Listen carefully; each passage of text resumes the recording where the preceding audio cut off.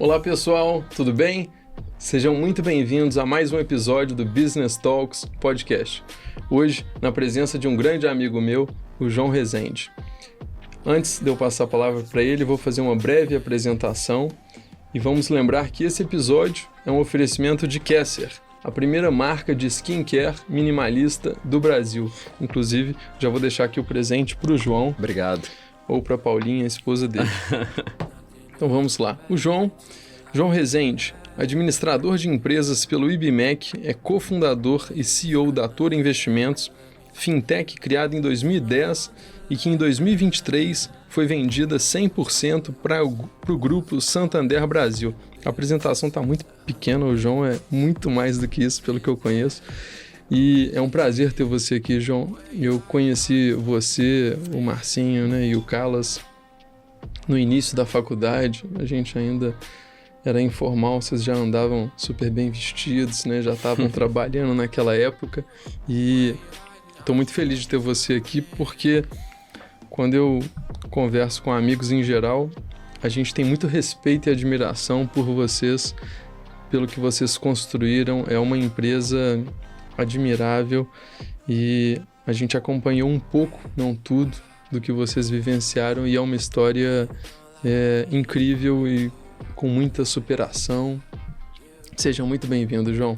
Obrigado, Marco. Prazer imenso estar aqui com você, né? Um grande amigo, né? A gente se conheceu na faculdade, né? A gente nasceu no mesmo dia também. Isso, né? é uma 28 curiosidade de novembro, importante. uma curiosidade interessante. Mas um prazer estar aqui, né? Poder compartilhar, poder falar um pouquinho. Acho que uma das missões que a gente tem também é compartilhar, né? Trocar.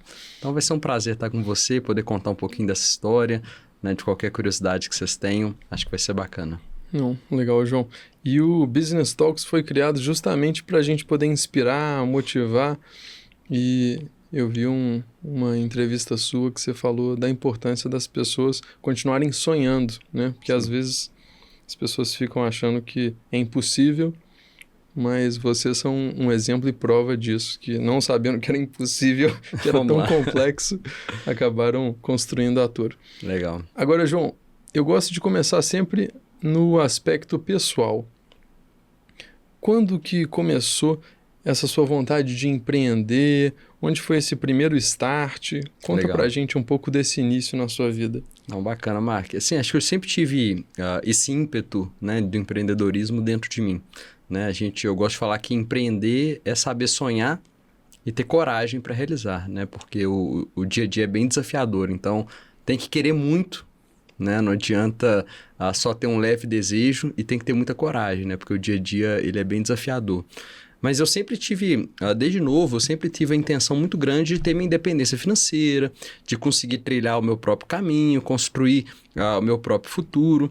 E o empreendedorismo na minha vida começou muito cedo, né? Eu lembro eu com 10 ou 11 anos de idade, eu gostava de aprender sobre empreendedorismo, eu ia nas feiras do Sebrae, que tinham aqui em Minas, lia todos os livros disponíveis sobre empreendedorismo, e eu comecei naquela época lá atrás, promovendo festas, né? Então eu fazia festa, né? Fazia essa promoção de festa. Eu lembro que na época tinha tirar foto em festa, né? Não sei se hoje em dia todo mundo tem uma câmera no próprio celular, mas na época eu atuava, tinha um time de fotógrafos, um site de fotografia, não sei se você sabia dessa curiosidade. Que bacana. Que a gente ia nas festas tirar foto, então já era um jeito. Qual que era o nome? Chamava Tribais. Que bacana. Não existe mais, já tem bastante tempo, né? O mercado mudou muito. Mas a nossa recompensa era entrar nas festas de graça, né? Essa era a grande recompensa que a gente tinha. A gente só tirava foto e a gente tinha uma camiseta e um crachazinho que poderia entrar.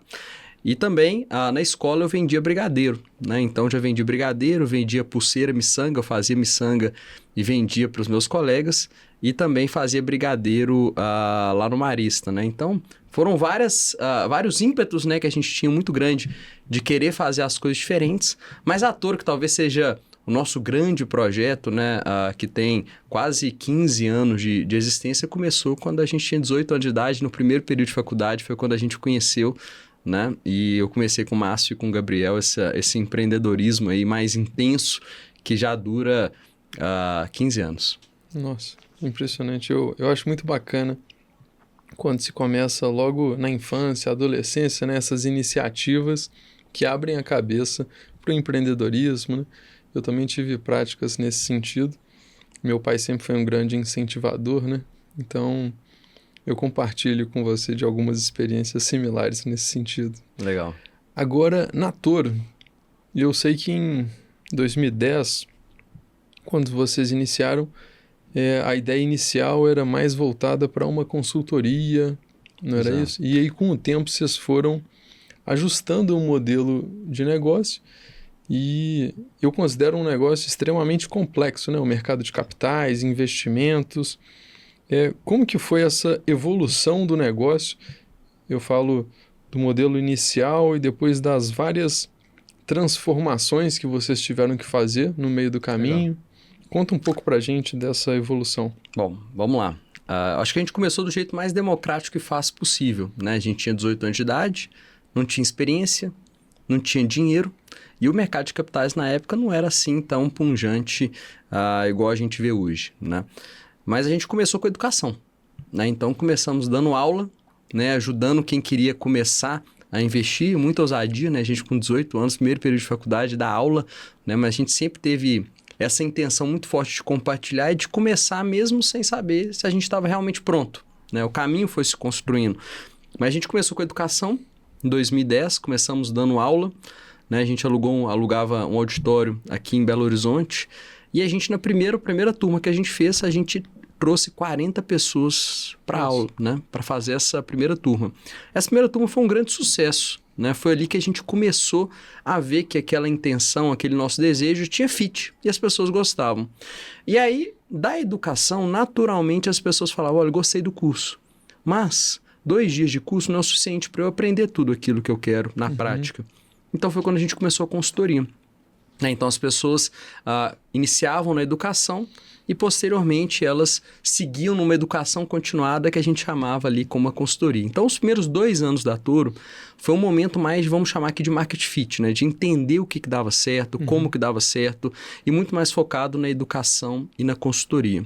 E aí logo em seguida a gente viu que a gente precisava escalar esse modelo nosso, né? Não adiantava só fazer educação e consultoria para as pessoas que a gente conhecia num mercado muito local que é Belo Horizonte e também de uma maneira muito pouco escalável que é o presencial, né? Uma forma muito mais intensa em termos de tempo para você conseguir escalar um negócio, né? E foi quando a gente foi para o digital.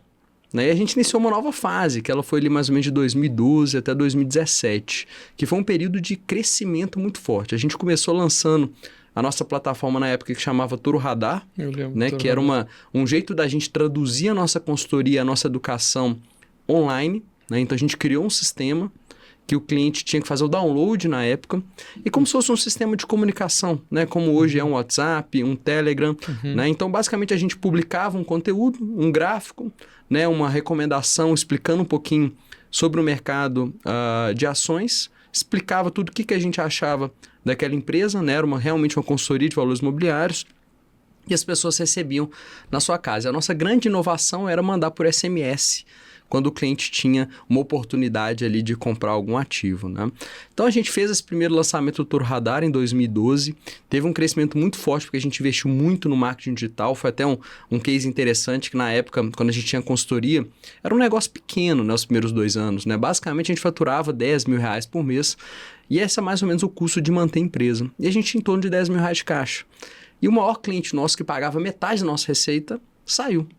E a gente tinha 2 opções. A gente estava lançando o Toro Radar, a gente tinha em torno de R$10 mil no caixa, a gente ia começar a queimar a caixa, ia ter mais ou menos em torno de 3 meses ainda de sobrevivência na empresa, e a gente decidiu pegar todo o dinheiro que a gente tinha e investir no marketing digital.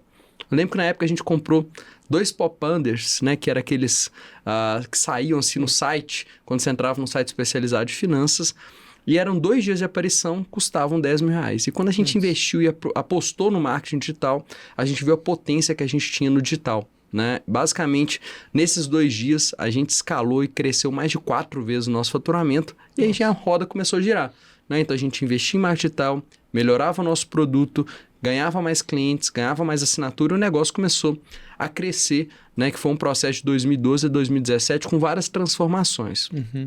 Primeiro, a educação e consultoria de forma digital, né, que foi o que a gente lançou em 2012. Em 2014, depois de 2 anos desse modelo, a gente percebeu que o cliente não queria somente a educação e a consultoria, ele queria também ir na parte de execução, realmente começar a realmente investir na prática conosco.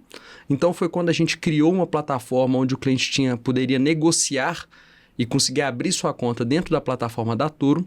Né, a gente se afiliou a uma grande instituição financeira no país. E de 2014 a 2017 a gente rodou esse modelo de execução, de evolução, desde a formação do cliente até ele começar a investir na prática com muito sucesso. Né? A gente teve um crescimento enorme, a gente contratava na época em torno de 30 pessoas por mês na Toro, né? Porque a gente sabia que o digital não era suficiente sozinho, o poder da pessoa no processo de conversão digital é muito potente, né? Então, a gente teve um crescimento bem acelerado até 2017, foi quando a gente decidiu dar um voo maior, né? Assim, talvez um das maiores saltos que a gente tinha na época, acho que a brincadeira é que, sorte que a gente não sabia o quão complexo era, se a gente soubesse a gente não teria feito, mas que foi abrir uma instituição financeira, né? A gente tinha, na época, em torno de 24, 25 anos de idade, e a gente decidiu abrir uma instituição financeira.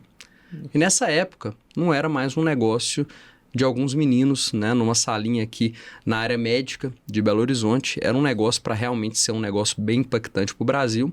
Foi quando a gente fez uma captação de 100 milhões de reais para fazer esse projeto, para começar a nossa corretora, né?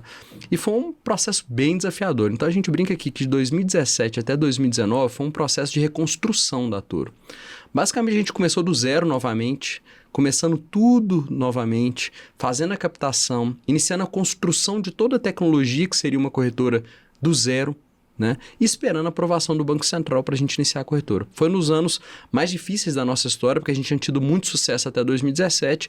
De 2017 a 2019 a gente teve que se reinventar praticamente do zero. Praticamente tiveram que dar all-in de novo, né? All-in 100% novamente. Então foi um momento onde a gente teve que aprender muito, talvez a ter fé, né? Acreditar. Mais do que nunca, não dependia da gente, né? E a gente fez esse processo de reconstrução da Toro, foi bastante desafiador, a gente pode entrar em vários detalhes sobre essa fase, mas em 2019 a gente lançou a corretora. E assim, foi um processo muito interessante, porque tudo aquilo que a gente vinha construindo ao longo de 2, 3 anos estava no ar. E nesse momento a gente falou, agora a gente vai escalar novamente, vamos voltar a crescer. E foi quando veio a pandemia. E a gente falou, caramba, os 100 milhões de reais que a gente captou foi suficiente só para a gente viver durante esses 3 anos e construir toda a plataforma. Agora a gente precisa de dinheiro para escalar. E quando a gente foi para o mercado, estava fechando nossa captação, veio a pandemia e eu lembro que os investidores todos globais falaram, olha, espera, vamos ver o que vai ser essa gripezinha. Na época ninguém sabia o que ia acontecer e basicamente secou toda a nossa fonte de recurso para conseguir escalar um negócio. E foi um momento muito desafiador para a gente, porque a gente tinha passado por tanto processo de construção e na hora H, como que a gente ia fazer? Né? Eu lembro que era desafiador fazer esse processo de construção, todo mundo junto, de repente vai todo mundo para casa, né? Vai para o digital. A gente teve que aprender a conviver de maneira remota, né? A construção, todo o processo de crescimento de maneira remota, mas foi muito importante para a gente, porque de janeiro de 2020 até julho de 2020, a gente cresceu em mais 6 vezes a nossa receita. Nossa. Então foi um processo de bastante crescimento, porque a gente tinha se preparado para construir o que era a corretora Toro naquele momento. E o mercado com as pessoas em casa, né? No processo da pandemia, também deu um boost muito grande no digital e a gente estava muito bem posicionado, né? Então a gente conseguiu fazer o crescimento que a gente almejava sem a necessidade de capital. E a gente depois, no meio da pandemia, a gente comentou com todos os investidores que tinham participado do nosso processo de captação lá no fim de 2019, início de 2020, e falou, olha, lembra aquilo que a gente falou que ia fazer com o seu capital? Então, a gente fez sem precisar e agora a gente vai além. Você quer entrar agora? Foi quando a gente discutiu e uma das instituições que apareceu foi o Santander, que para a gente tinha a melhor proposta de valor para o que a gente almejava, porque seria bom para o nosso cliente. A gente conseguiria oferecer uma solução mais ampla de produtos financeiros para ele. Segundo, ajudaria a empresa a crescer, porque a gente teria acesso a uma base de clientes enorme, uma capilaridade enorme de distribuição do banco. Terceiro, traria credibilidade, que é muito importante para uma empresa de investimentos. Quarto, geraria mais valor para os nossos colaboradores, né? A gente hoje é uma empresa de 700 colaboradores, então traz um potencial de crescimento de carreira e de visão para eles, não só igual a Toro poderia promover, mas que um banco global consegue oferecer. E quinto, era bom para os acionistas que tinham apostado na empresa desde o início, né, que tinham feito aquela captação, desde os fundadores, toda a partnership, a gente tinha mais de 100 colaboradores que eram sócios da empresa, e também para os investidores que apostaram a gente em 2017. Então era bom para todo o ecossistema e a gente fez essa aposta em 2020, fizemos uma venda de 60% da Toro para o Santander, que concluiu agora em 2023 a venda de 100% para o Santander. E de 2020 até 2023, 3 anos depois, então... nesses 3, 4 anos, né, a gente teve um crescimento enorme na Toro. Né? A Toro basicamente cresceu mais 6 vezes, em cima dos 6 vezes que ela tinha antes.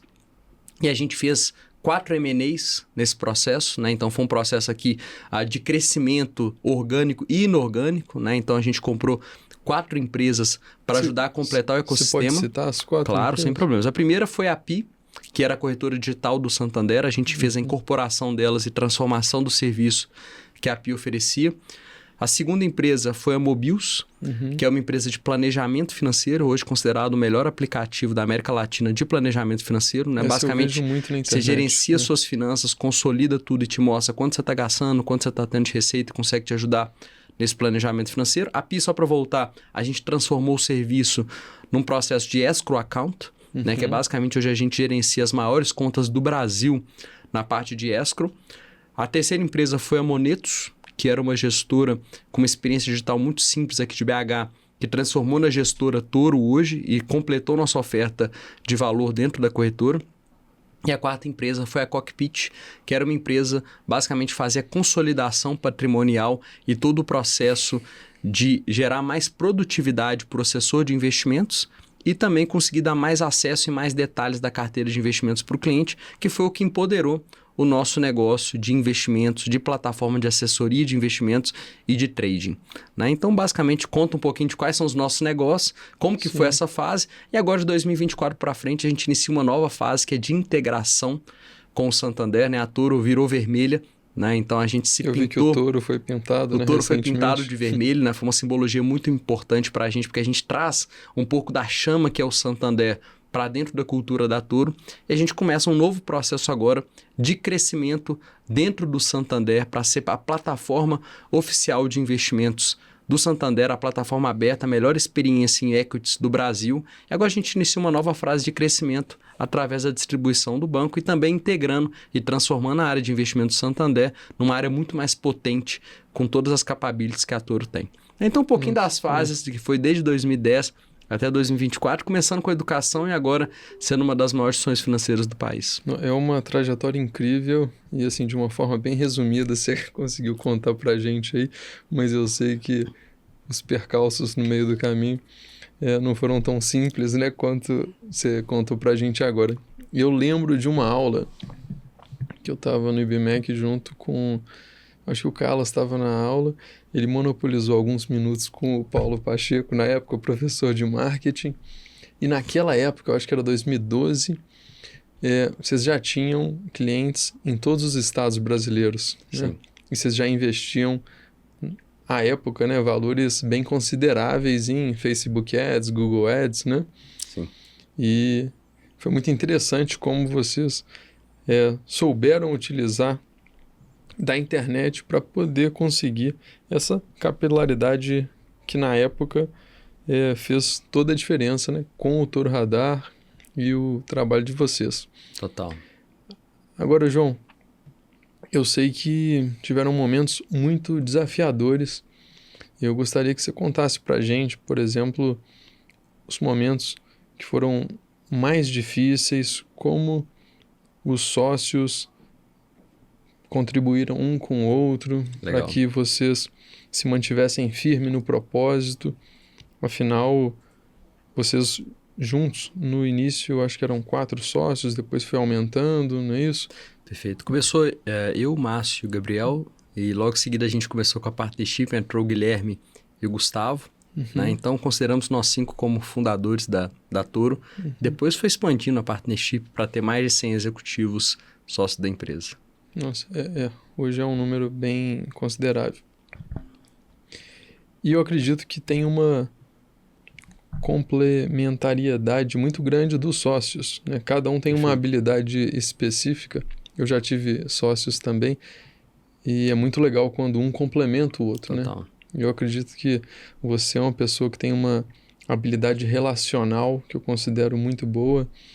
O Márcio talvez tenha uma parte técnica mais interessante, né? E o Carlos também tem uma visão que ajuda a juntar tudo isso. Conta pra gente dos momentos mais desafiadores que vocês viveram juntos e o que vocês aprenderam disso. Legal. Acho que, como todo empreendedor, a gente passa... É uma montanha-russa, né? Uma montanha-russa de emoções, né? Tem os momentos muito positivos e os momentos bastante desafiadores. A gente passou por vários na história da Toro. Vários, que a gente achou que nosso sonho ia se encerrar, né? Que a Toro não ia ter capacidade de se reinventar, de continuar crescendo e de sobreviver. Mas eu acho que talvez um dos mais desafiadores foi no momento que a gente decidiu abrir uma corretora. A gente vinha de um sucesso muito grande.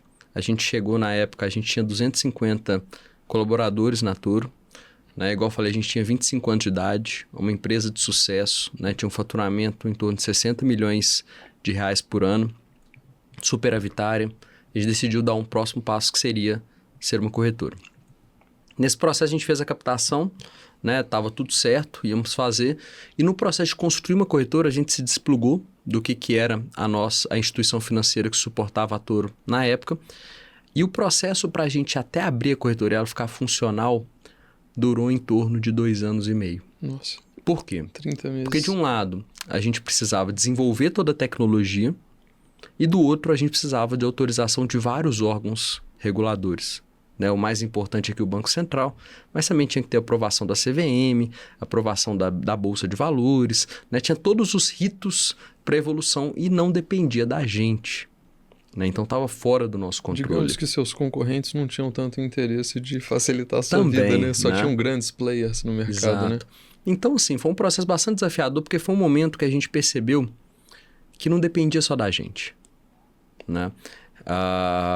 Eu acho que foi um momento de muito aprendizado, porque a partir do momento que você sabe que não adianta mais trabalho, mais suor, mais sacrifício, você começa a perceber que a vida é muito além disso.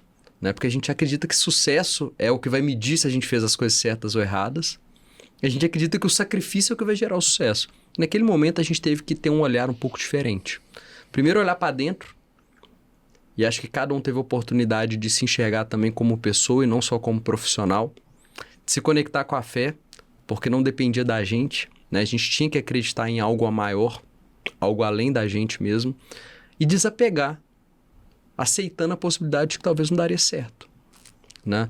Então, nessa época, a gente sempre teve muito a consciência de fazer as coisas de mãos dadas, né? Então a gente sempre se apoiou muito, a gente sempre trabalhou com a sabedoria de saber que a gente é capaz de construir o nosso próprio futuro, mas que esse sonho deveria ser compartilhado. Então a gente sempre se apoiou muito nesses momentos, mas são momentos que são também muito individuais, né? Porque cada um tem seus apegos, cada um tem a necessidade de olhar para dentro e enxergar por que isso está me incomodando tanto? Por que não ter controle? Por que não estar com as rédeas me incomoda tanto? O que eu preciso desapegar e aprender nesse momento? Né? Então, acho que na época da construção da corretora foi muito dolorido isso. A empresa perdia muito capital todos os meses, porque a gente investia muito em desenvolver a tecnologia e praticamente não tinha faturamento, porque a gente estava se reinventando novamente. Então, era muito desafiador, né? A gente viver na nossa frente a percepção de que talvez a gente não ia dar certo e que não dependia da gente. Né? Então, acho que foi um aprendizado muito grande para a gente saber que não adianta carregar um piano nas costas. Né? A gente tem que aprender a ser feliz ao longo do processo. Né? Que a sala de aula é a caminhada. A sala de aula, a nossa intenção não tem que ser o sucesso. Porque quanto mais a gente querer ele, mais parece que ele escapa nas nossas mãos. Né? Então, acho que foi um pouquinho do que a gente viveu nesse momento. E vocês chegaram a cogitar, ao invés de montarem uma corretora do zero, comprarem alguma corretora que tinha pelo menos a licença Porque no passado eu já li sobre isso, assim, que Legal. alguma empresa fez isso. A gente avaliou, mas não fazia tanto sentido. Primeiro porque o processo de autorização de troca de controle de uma instituição financeira é praticamente o mesmo de você iniciar uma instituição financeira. Entendi. Segundo, viria com todas as liabilities que aquela marca e aquela empresa já tinha construído. E terceiro, o modelo de negócio da Toro era muito baseado na tecnologia própria. Então a gente desenvolveu todos os building blocks do que é ser uma corretora. Bem diferente do normal do mercado. Então, basicamente, a gente reconstruiu tudo do zero para que a experiência para o cliente fosse muito simples. Então, a gente não ia aproveitar os ativos que a corretora teria e não ia ganhar muito tempo. Né? E praticamente eram 3 meses que a gente ia ganhar de tempo, mas ia carregar todo um passivo durante bastante tempo e tendo que reconstruir praticamente tudo do zero. Isso é difícil. Agora, vocês chegaram a ficar quanto tempo sem a corretora? Sem operar com a corretora? Foi mais ou menos... na verdade é o seguinte, a nossa plataforma, que era o Toro Radar, ele tinha desde os cursos online, que a gente ensinava o cliente a investir, toda a consultoria que ele tinha, né, que ele entendia toda a análise, entendia o que ele deveria fazer. E nessa mesma plataforma tinha um home broker, que é um sistema de negociação multicorretora, onde ele conectava a conta dele e conseguia transacionar. Esse home broker foi desplugado em abril de 2017, quando a gente iniciou o processo de abertura da corretora e divulgou isso para o mercado, que é uma das etapas que o Banco Central exige. Nesse momento, a nossa solução completa, ela deixa de existir. Então, o CAC que você paga no marketing, ele não se compensa tanto. A conversão do cliente não fica tão boa. A experiência que você oferece não é completa. E foi de março de 2017 até praticamente início de 2019. Né? Então, a gente, na verdade, teve o lançamento oficial da corretora, se não me engano, foi em setembro de 2018. Mas lançar a corretora, quando a gente lança ela, ainda tem várias etapas de testes que têm que ser feitos em produção. Então, a corretora basicamente já estava redondinha, pronta para escalar, com tudo funcionando perfeito, em novembro de 2019. Então, foi praticamente 2017 inteiro, 18 e 19. 2 anos e meio.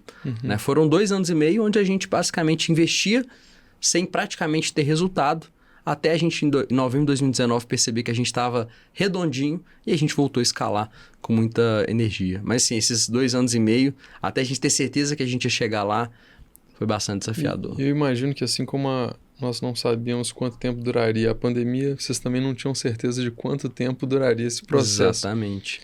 E viver com essa incerteza, sim, você só consegue se agarrar na fé, não tem outra saída. E eu lembro que vocês são e eram, desde a época que vocês eram antes do Santander, uma referência no Great Place to Work, né? O ambiente de trabalho sempre foi algo que é um destaque na Toro.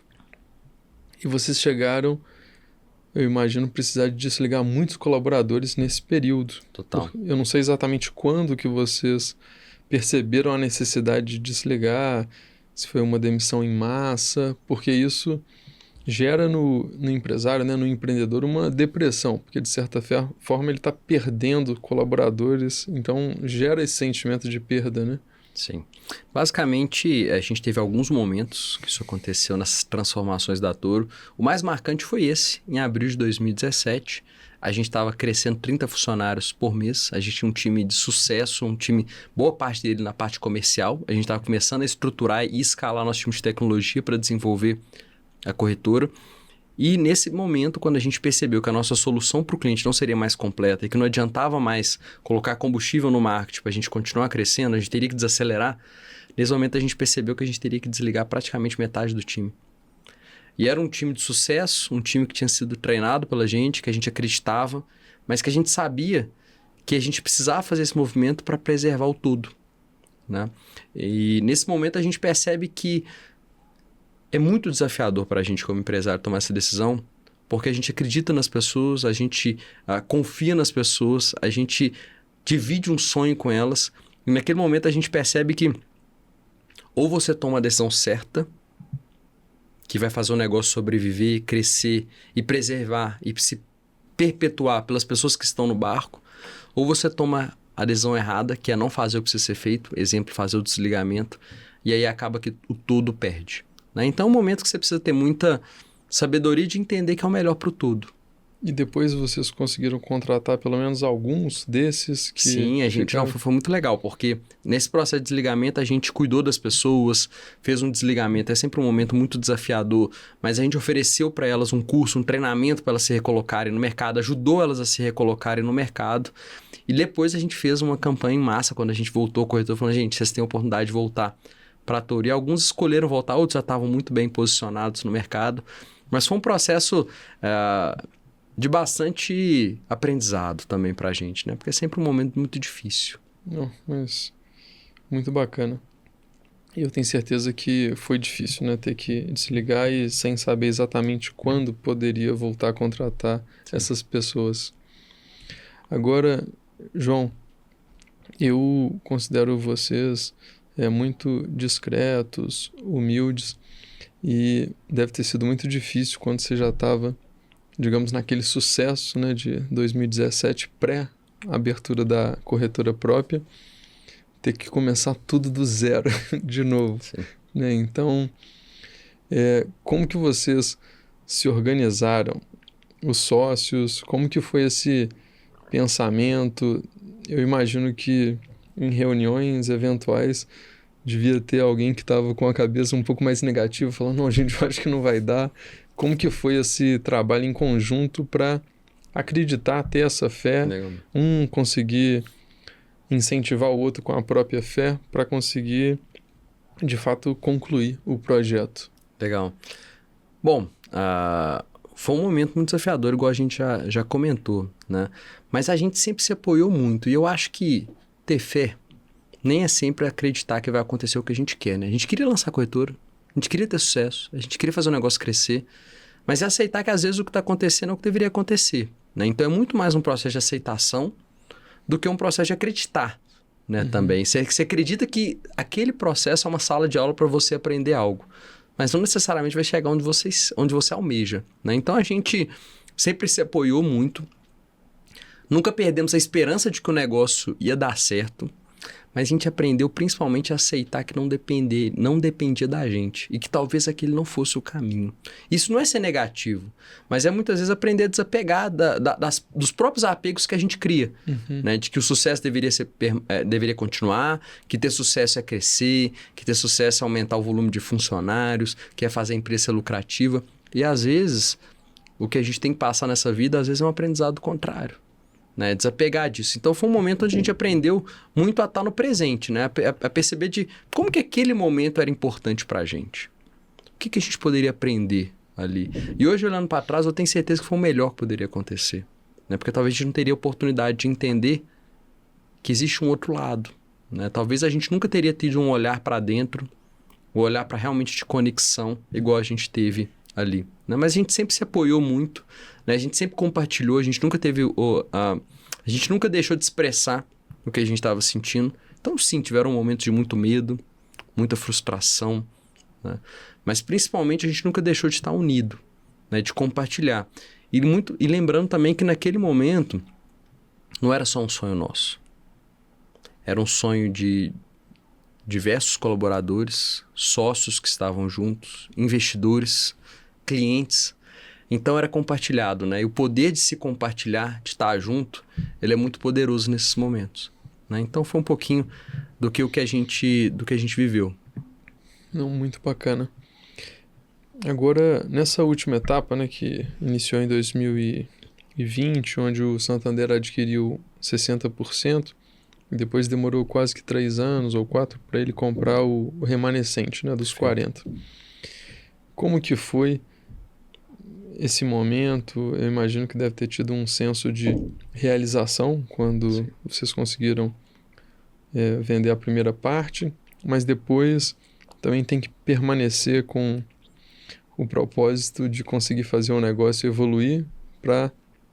Eu não sei se vocês já pensavam naquela época em vender depois os 60, mas talvez fosse algo que o Santander tinha de forma quase que impositiva, né? Eu imagino, essa cláusula. Assim, o que foi legal? A gente nunca pensou em vender a Toro.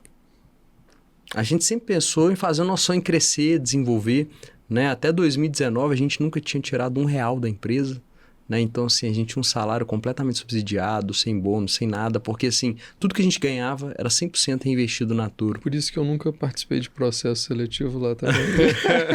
Era tudo 100% reinvestido na Toro, né? Porque a gente acreditava naquele sonho. Era sempre algo compartilhado que a gente acreditava muito. E com o Santander, isso não deixou de ser verdade, né? Porque naquele momento, em vez de ser uma linha de chegada, para a gente era, caramba, agora a gente vai ter uma plataforma para a gente crescer mais ainda, para a gente gerar ainda mais valor para a sociedade, a gente vai conseguir ir além, né? Então, para a gente, aquele momento, a gente enxergou como uma oportunidade, né? Uma oportunidade de ir além, uma oportunidade de conseguir produzir mais, de fazer melhor, de aprender, né? Porque a gente era uma fintech, uma empresa relativamente pequena, e a gente estava do lado de uma empresa global de 150 anos e com um potencial de transformação enorme, né? Então, para a gente foi um aprendizado muito grande, né? Foi um momento onde a gente pôde, a gente brinca assim com alguns colaboradores que você trabalha numa startup e ao mesmo tempo numa empresa global e consolidada, né? Então você consegue enxergar um pouquinho dos dois mundos, entender o que tem de bom e valoroso em ambos e saber que muitas das vezes o melhor a ser feito não é exatamente o jeito que a gente quer, né? Então você reforça a sua humildade, né, de aprendizado, né? Porque tem muita coisa que o banco faz que hoje para a gente é exemplo e que a gente traz, são muitas coisas que a Toro faz hoje que são exemplos que são também replicados dentro do banco. Então foi um processo para a gente de muito aprendizado, de muita parceria e que continua sendo, né? A gente vendeu 100% para o banco, não tinha cláusula nenhuma, era uma sociedade pura, né? Era 60 do banco, 40 nosso e basicamente vamos crescer juntos de mão dada. E foi isso que a gente fez, né? A gente cresceu mais de 6 vezes ao longo ali de 2020 até 2024, né? O Banco Central aprovou, foi inicinho de 2024, então foram 3 anos e meio, mais ou menos, de sociedade pura. E naquele momento, por que a gente fez a venda dos outros 40%? Porque a gente entendeu que seria o melhor para o todo. Porque a gente conseguiria ter o banco muito mais alinhado em todas as suas áreas para continuar fazendo a Toro crescer, se desenvolver e fazer com que a Toro, que era uma empresa totalmente independente, mesmo tendo o Santander como sócio, praticamente um sócio financeiro, a gente conseguiria fazer com que, a partir do momento que o banco fosse dono de 100% da Toro, ela passasse a ser a sua plataforma de investimentos, e aí o sonho da Toro seria muito maior, né? Então é quase como que você ter um filho, né? Hoje eu tenho 2 filhos, eu consigo imaginar o desafio, que é isso naquele momento que seu filho faz 18 anos, e você fala, agora eu vou sair de casa, pai. Eu quero seguir minha própria vida. E o que a gente mais quer não é ter o filho debaixo dos braços, como era na Toro, a gente sendo sócio, dono e controlador, mas principalmente a gente quer ver o nosso filho tendo sucesso, se desenvolvendo, sendo feliz e realizando seu propósito, né? Que é o que nos dá orgulho de ver hoje acontecendo. Não, muito bonito, gostei muito de como você fechou isso. Muito bacana. E, de fato, a empresa, para o fundador, é um filho, né? Eu percebo isso com a minha mãe também e cria-se um vínculo emocional muito forte, parecido com o de filho. Agora, mudando de assunto, falando um pouco sobre educação e aprendizagem, embora eu não reajo tanto aos seus stories, mas eu admiro muito sua busca por conhecimento.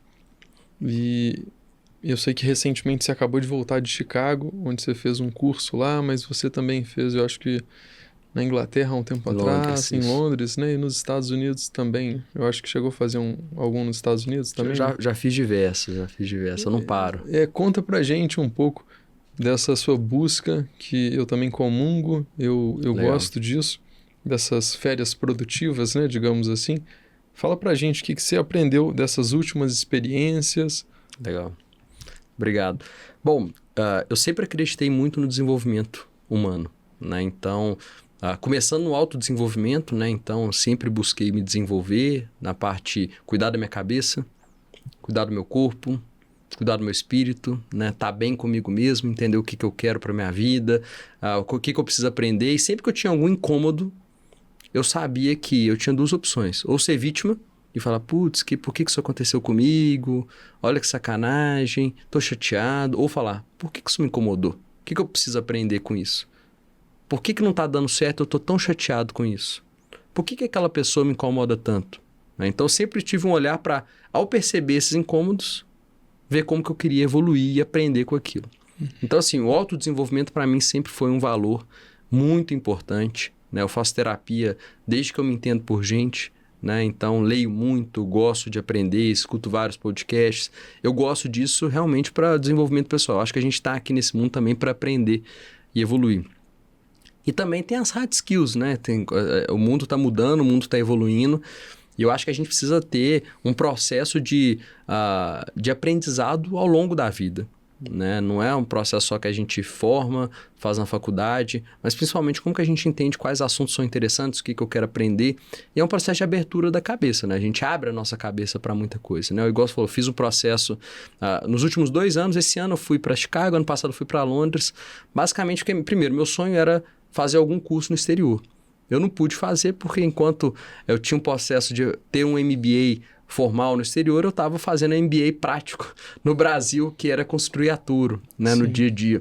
E foi quando eu vi uma oportunidade de fazer um curso de Growth lá em Londres, com CEOs do mundo inteiro, né, promovido pelo IPO, que é uma organização que eu faço parte. E ali, naquele momento, eu poderia conviver com 40 CEOs do mundo inteiro, de pessoas com cabeças muito diferentes, né? E a gente poder discutir casos de empresas reais e conseguir entender quais decisões que a gente tomaria e depois aprender na prática e com a ajuda do professor quais eram as teorias por trás e como que a gente poderia ter feito diferente. Então foi um aprendizado incrível, cultural, né? Multicultural. E a mesma coisa que aconteceu agora em Chicago, né? Então que eu fui aprender sobre o Wealth Management, que é a área que eu atuo. Também foi, né? O IPO, não? Não, esse não. Tinham alguns IPOs lá, mas não era um curso só do IPO. Mas também foi muito rico, porque você vai assim, para o berço de finanças, que é Chicago, poder trocar experiência e aprender muito também, né? Apesar de eu atuar no mercado financeiro há 15 anos, tem muita coisa ainda para aprender. Específica, né? E ver o que eles estão falando, como que eles estão falando. Isso é algo muito, muito útil, né? Então, assim, se manter sempre aberto, né, para o desenvolvimento, para o aprendizado, e fazer curso é um dos jeitos de fazer, né? Mas acho que o principal é ter humildade para saber que a gente não sabe tudo ainda, que a gente tem muito para aprender e ser um processo contínuo, né? Eu acho isso muito bacana. Estudar fora abre nossa cabeça, né? Conviver com pessoas de outras etnias, realidades. Muito interessante. João, para a gente conseguir concluir o nosso podcast, embora esse está sendo a parte 1, tá? Eu quero te convidar em 2025 para a parte 2. A gente marca uma segunda conversa. Mas eu sempre peço para que todos os convidados deixem uma mensagem inspiradora, motivacional para os nossos ouvintes. Deixa para a gente, por favor. Legal, obrigado. Assim, eu acho que se eu pudesse falar o que eu faria diferente, né? Porque eu acho que tem muita gente que é empreendedora, que tem esse ímpeto de construir seu futuro, de acreditar que é capaz de fazer isso. O principal que eu faria eu faria diferente, eu curtiria mais a jornada. Eu seria um pouco menos preocupado com o final, né? Porque se vai dar certo ou se não vai dar, e se vai dar errado, não depende da gente. Né? Então, essa conexão com a espiritualidade, ou talvez com o estoicismo, né? De ser pragmático e saber o que está no seu controle e o que não está, eu acho que torna a trajetória muito mais leve. Né? Então, eu falaria assim, como que a gente pode ser feliz no agora? Né? Construindo um futuro que a gente acredita, que a gente está engajado, que nos move, que traz sentido para a nossa vida, mas sem deixar de aproveitar o dia a dia, né? Aproveitar o agora, estar presente. Né? Porque é nesse momento que a gente tem clareza de por que realmente a gente está aqui. Né, para vivenciar isso, né, para conseguir aproveitar o dia a dia e não somente ficar com pensamento no futuro, às vezes misturado com medo, com ansiedade, com frustração, que eu acho que é natural de todo mundo. Eu sempre me encontro nesse lugar e eu tento voltar, falar, não é sobre isso, é sobre ver o agora como uma sala de aula, como um aprendizado constante e sendo feliz e curtindo agora, né, porque é isso que importa, é isso que existe. Eu concordo, inclusive me veio uma frase à mente enquanto você estava falando, que é "There is no finish line", né? Não existe linha de chegada. E a gente fica sempre buscando. A gente fica criando targets para gerar frustração na gente hoje, né? Tipo, eu não tô pronto, então o que eu preciso fazer para estar pronto? Na verdade, a gente tá sempre pronto. Né? A gente que cria esse desafio para a gente mesmo. Excelente. Eu adorei o nosso bate-papo, João. Foi muito agradável. Obrigado. Muito obrigado. Eu estendo o convite depois para os seus sócios, tá? O Marcinho e o Carlos também, para que eles possam bater um papo aqui. Então, pessoal, muito obrigado e até a próxima. Obrigado.